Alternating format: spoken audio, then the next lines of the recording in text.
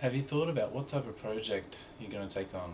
Are you going to do a minor internal renovation, a major extension, a knockdown rebuild? Sometimes it's hard to quantify exactly what you want to do to be able to achieve your objectives. But it's important to think about, well, how long do I want to use this space of this house into the future, and to help you determine how you can plan what to do. So, for example, you might have children that are in their teenage years, and you're thinking about, well, how am I going to use these spaces after the children leave home?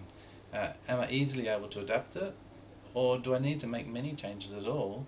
Will I actually need those extra bedrooms at that stage?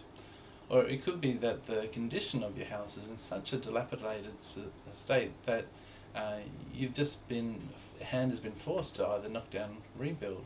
I had a client recently who looked at rewiring the dodgy electricals in his house, and the bill came in at close to 400,000, including the solar panel upgrade and all the other upgrades he wanted to do.